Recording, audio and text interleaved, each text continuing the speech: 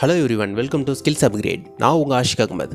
போன வீடியோவில் நம்ம எஸ்எஸ்டியோடைய ட்ரபிள் ஷூட்டிங்கை பற்றி டீட்டெயில்டாக பார்த்துருந்தோம். அந்த வீடியோ இது வரைக்கும் நீங்கள் பார்க்கல அப்படின்னா கீழே டிஸ்கிரிப்ஷனில் லிங்க் கொடுக்குறேன், போய் செக் பண்ணி பாருங்கள். இப்போ இந்த வீடியோவில் எஸ்எஸ்டி வாங்க போகும்போது நம்ம தேவைக்கு ஏற்ற மாதிரி அதை எப்படி கம்பேர் பண்ணி சூஸ் பண்ணி பெஸ்ட்டாக வாங்கலாம் அப்படின்றத பற்றி டீட்டெயில்டாக பார்க்கலாம். அதுக்கு முன்னாடி நம்ம சேனலில் சப்ஸ்கிரைப் பண்ணாமல் பார்த்துட்டு இருந்தீங்கன்னா மறக்காமல் சப்ஸ்கிரைப் பண்ணிடுங்க. உங்கள் ஃப்ரெண்ட்ஸ் அண்ட் ரிலேட்டிவ்ஸ்க்கு ஷேர் பண்ணிடுங்க. வாங்க வீடியோக்குள்ளே போகலாம்.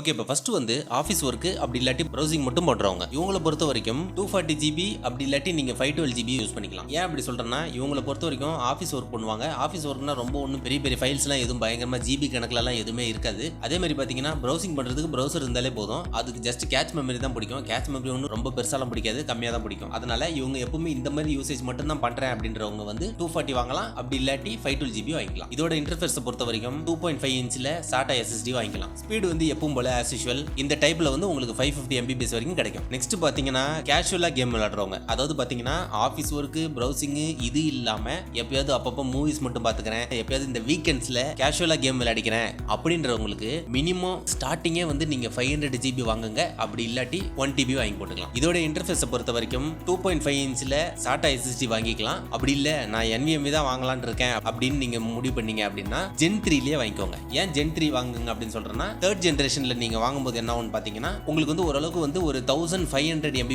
இருந்து ஒரு 3500 இல்லனா 4500 வரைக்கும் ஒரு நல்ல ஒரு பக்காவான ஸ்பீடு கிடைக்கும். இதுவே வந்து உங்களுக்கு கேஷுவலா கேம் விளையாடுறதுக்கு போதுமானது. இதை பொறுத்த வரைக்கும் உங்களுக்கு ரேட்டும் வந்து ஓரளவுக்கு அஃபோர்டபுளா இருக்கும். நீங்க ஈஸியா வாங்கலாம் ஓரளவுக்கு ட்ரை பண்ணி. இதே நீங்க Gen 4 Gen 5 எல்லாம் வாங்குனீங்கன்னா அதோட ரேஞ்ச் வந்து ரொம்ப அதிகமா இருக்கும், பெர்ஃபார்மன்ஸும் அதுக்கு ஏற்ற மாதிரி நல்லா அதிகமாகவும் இருக்கும். ஆனா பட்ஜெட் லெவல்ல எப்பயாவது கேஷுவலா கேம் விளையாடுறதுக்கு வந்து Gen 3 போதுமானது. நெக்ஸ்ட் வந்து கேமர்ஸ், அதாவது பாத்தீங்கன்னா ஆன்லைன்ல வந்து கேம் ஸ்ட்ரீம் பண்றவங்க இவங்களை பொறுத்த வரைக்கும் மினிமம் 1 TB ஸ்டார்ட் பண்ணி எவ்வளவு வேணா வாங்கிக்கலாம். 2 TB வாங்கிக்கலாம், 4 TB வாங்கிக்கலாம், எவ்வளவு வேணா வாங்கிக்கலாம். அது வந்து அவங்களுடைய தேவையை பொறுத்தது. ஆனா மினிமம் வந்து 1 TB உங்ககிட்ட கண்டிஷன்ல இருக்கணும், அதுக்கு கீழே போயிடக்கூடாது. இதை பொறுத்த வரைக்கும் நீங்க 2.5 இன்ச்சில் வாங்குறதுனா வாங்கலாம். ஆனா என்னன்னா, அதுல வாங்குறத விட NVMe வாங்குனீங்கன்னா உங்களுக்கு வந்து ஸ்பீடும் பெர்ஃபார்மன்ஸும் வந்து ரொம்ப அதிகமாக கிடைக்கும். ஏன்னா மெயினா ஒரு விஷயம் நம்ம பார்க்கணும், இவ்வளோ நேரம் நீங்கள் நம்ம சேனலை சப்ஸ்கிரைப் பண்ணாமல் பார்த்துட்டு இருந்தீங்கன்னா மறக்காமல் சப்ஸ்கிரைப் பண்ணிட்டு பாருங்க.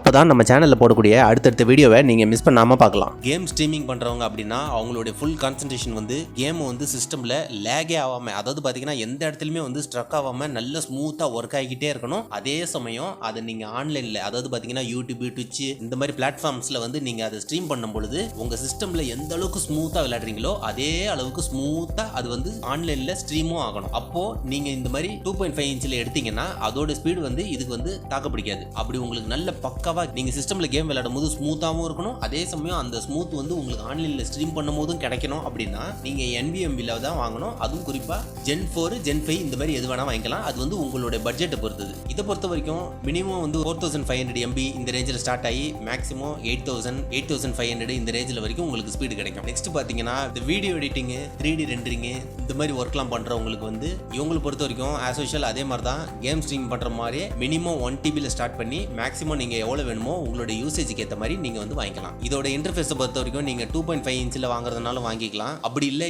NVMe தான் வாங்கணும், எனக்கு ரொம்ப பெர்ஃபார்மன்ஸ் வந்து நல்ல டாப்ல இருக்கணும், எதுவுமே வந்து லேக் ஆகக்கூடாது அப்படின்னு நீங்க நினைச்சீங்கன்னா NVMe வாங்குங்க. ஜென்ரேஷன் 4 இல்லைனா 5 வாங்கிக்கோங்க. இதோட ஸ்பீடை பொறுத்த வரைக்கும் ஆஸ் யூஷுவல் அதே மாதிரி தான் 4500 அந்த ரேஞ்சில் ஸ்டார்ட் ஆகி 7500 அந்த ரேஞ்சில் உங்களுக்கு கிடைக்கும். இதோட பிரைஸ் பார்த்தீங்கன்னா ஓரளவுக்கு அஃபோர்டபுளாக தான் இருக்கும். பட்ஜெட் லெவலில் பார்க்குறவங்க வந்து இதை வாங்கும் போது அவங்களுக்கு கொஞ்சம் எக்ஸ்ட்ரா அமௌண்ட் ஸ்பெண்ட் பண்ணுற மாதிரி இருக்கும். ஆனால் இதுக்குன்னே கான்சென்ட்ரேட் பண்ணி எல்லாமே ஹை லெவலில் வாங்கி போடுறவங்களுக்கு வந்து இது வந்து ரீசனபிள் பிரைஸாக இருக்கும். ஓகே, நெக்ஸ்ட் யாருக்குன்னு பார்த்தீங்கன்னா, ஒரு பட்ஜெட் லெவலில் டிராவல் யூஸ் பண்ணுறேன் அப்படின்றவங்களுக்கு மட்டும் நீங்க மினிமம் 240 வாங்கிக்கலாம். அப்படி இல்லை நிறைய ஸ்டோர் பண்றீங்க அப்படின்னா 1 TB அந்த ரேஞ்ச் வரைக்கும் வாங்கிக்கலாம். இதை பொறுத்த வரைக்கும் நீங்க 2.5 இன்ச்சில் வரக்கூடிய SATA SSD நீங்க வாங்கிக்கலாம். அதுவே வந்து உங்களுக்கு வந்து போதுமானது. இதோட ஸ்பீடை பொறுத்த வரைக்கும் உங்களுக்கு வந்து as usual எப்பவும் போல 550 MB ஸ்பீட் வரைக்கும் உங்களுக்கு கிடைக்கும். இதோட ரேட்டும் பாத்தீங்கன்னா சீப்பா தான் இருக்கும், அதே சமயம் உங்களுக்கு பெஸ்டா இருக்கும். ஏன்னா இது ஜஸ்ட் பாத்தீங்கன்னா உங்களுடைய டேட்டாஸை காப்பி பண்றதுக்கும் ஜஸ்ட் ஒரு இடத்துல இன்னொரு இடத்துக்கு டிராவல் பண்ணும்போது காம்பாக்டா நீங்க எடுத்துட்டு போறதுக்கும் இது வந்து யூஸ்ஃபுல்லா இருக்கும். ஓகே, இந்த வீடியோ வந்து உங்களுக்கு ரொம்ப யூஸ்ஃபுல்லா இருந்திருக்கும், ரொம்ப கிளியரா புரிஞ்சிருக்கும் அப்படின்னு நான் நம்புறேன். நெக்ஸ்ட் வீடியோல